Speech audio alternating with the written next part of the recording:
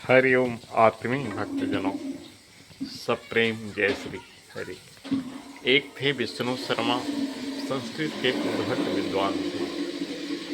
कहते हैं कि विष्णु शर्मा ने 5 पुस्तकें लिखी, जिस 5 पुस्तकों को पंचतंत्र नाम की संज्ञा दी गई है। यानी उन 5 पुस्तकों को पंचतंत्र कहा गया है। इन पुस्तकों में आदमी से लेकर पशु पक्षियों तक की कहानियां हैं। पशु पक्षियों के माध्यम से किसी राजा के 5 पुत्र थे जो बड़ा ही अनपढ़ गंवार थे। कोई भी विद्वान उसे पढ़ा लिखा नहीं सका, समझा नहीं सका। राजा अंत में विष्णु शर्मा के पास गया और अपने बेटों की मूर्खता की बखान की और बोला, जो भी मेरे बेटे को पढ़ा देगा, उसे गलत राह से अच्छे राह पर ला देगा, मैं उसे राजगुरु का पद दे दूंगा। विष्णु शर्मा इसके लिए तैयार हो गए और उन्होंने 5 पुस्तकें लिखी जो पंचतंत्र के नाम से जाना गया। और पंचतंत्र की हर एक कथा, हर एक कहानियाँ शिक्षाप्रद है। उसको पढ़ने में भी बड़ा मन लगता है। बड़ा ही मनोरंजक कहानी है, मनोरम कहानी है। सुनने में, पढ़ने में बड़ा अच्छा आनंद आता है। मैं शुरू से संस्कृत का विद्यार्थी रहा हूँ। आज विद्यार्थी भले नहीं हूँ, लेकिन आज भी विद्यार्थी हूँ।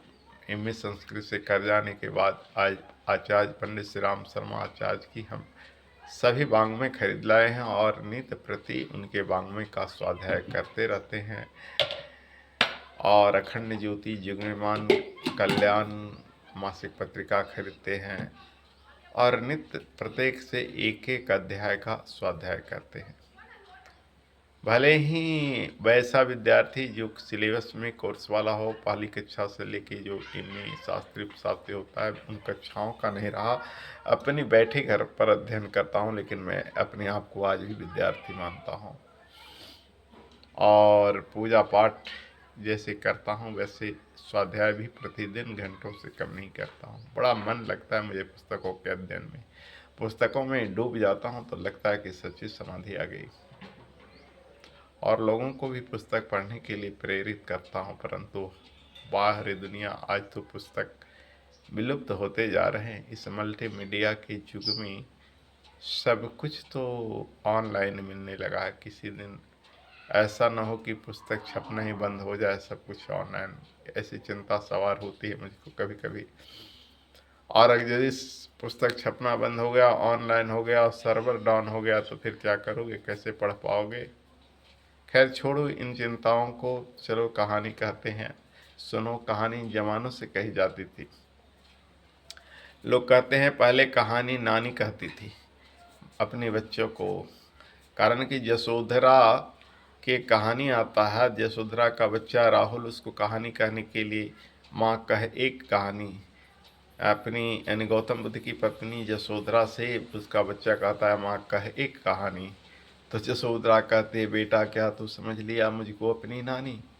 कहानी तो कहती है नानी, ऐसी बात नहीं। कहानी गुरु पंडित पुरोहित बड़े बड़े व्यासपीठ से जो कथा कही जाती है क्या है, कहानी तो है। उसको संस्कृत में कथा कहिए, हिंदी में कहानी कहिए, अंग्रेजी में स्टोरी कहिए।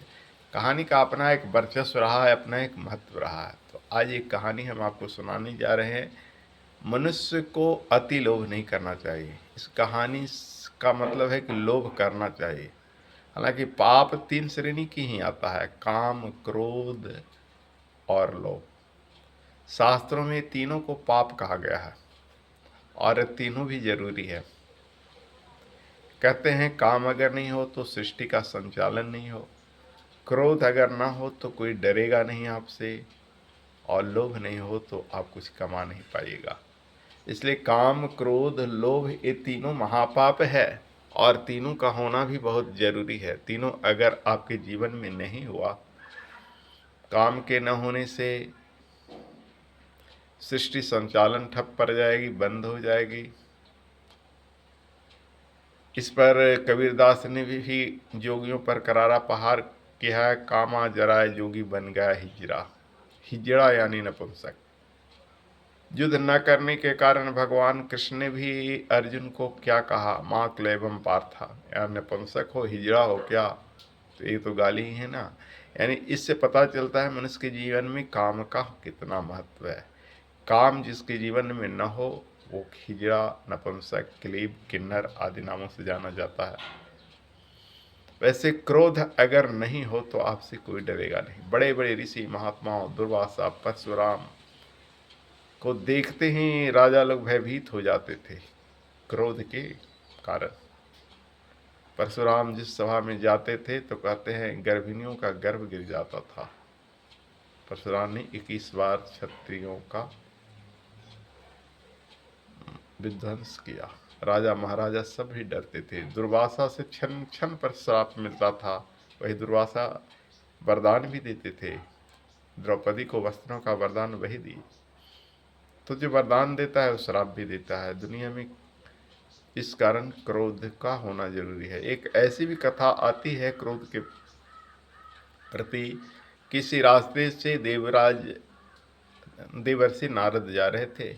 रास्ते में एक सांप पड़ा हुआ था जो फुफकारता था, लोग उससे डरते थे। देवर्षि नारद ने सांप को कहा, नारायण नारायण जपो, अपना जीवन उद्धार करो, क्यों बिना मतलब के लोगों को डसते हो। वो देवर्षि नारद की बात में आ गया, लोगों को डसना बंद कर दिया, नारायण नारायण जपने लगा, उनका शिष्य बन गया।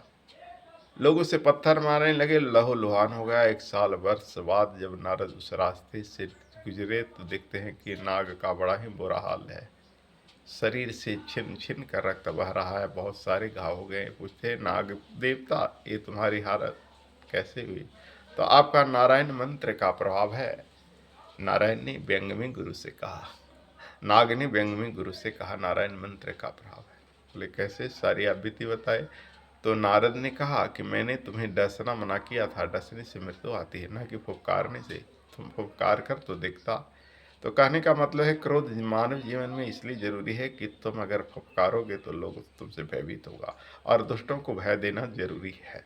तो नाग ने नारद की बात मान ली, और जब फुफकारा तो फिर उसे कोई मारने वाला नहीं, कोई लहूलुहान करने वाला नहीं। अब चलते हैं लोभ के प्रति।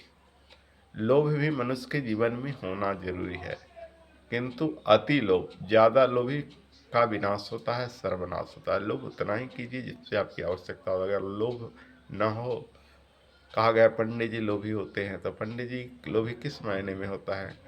जजमान के पास जाते हैं तो यह दे दो जजमान, वह दे दो जजमान, तो जजमान नहीं देता है खुशी से कि पंडित जी जब प्रसन्न है तो देवता प्रसन्न। तो वो ब्राह्मण को प्रसन्न कर लिया तो देवता। परंतु पंडित जी अति लोभी नहीं होते। कभी भी सच्चे ब्राह्मण जजमान से अनैतिकता का मांग नहीं करेगा। बस थोड़ा मांग किया, उससे उसका परिवार का जीवन संचालन चल गया। तो आइए, एक कथा है अति लोभ। विष्णु शर्मा की पंचतंत्र में एक पुस्तक है अपरिचित कार्यक्रम, जिसमें कथा आती है अति लोभ से सर्वनाश कैसे होता है। विपत्ति रूपी चक्र उसके मस्तक पर घूमता है कैसे। अति लोभ हो न कर्तव्य। विष्णु शर्मा देखिए शुरू में ही उस पुस्तक में लिखे हैं, अति लोभो न कर्तव्य, लोभम न परित्यजते, अति लोभाभिभूतस्य चक्रम भ्रमति मस्तिके। इस कहानी के शुरुआत में उन्होंने एक श्लोक पेश किया है, अति लोभो न कर्तव्य, लोभम न परित्यज्यते। अति लोभ माने ज़्यादा लोभ मत करो, किंतु लोभ को परित्यज्य मत, नहीं त्यागना चाहिए। अति लोभाभिभूतस्य चक्रम भ्रमति मस्तके। अति लोभाभिभूतस्य, ज़्यादा लोभ करने से विपत्ति रूपी चक्र मस्तक पर घूमता है।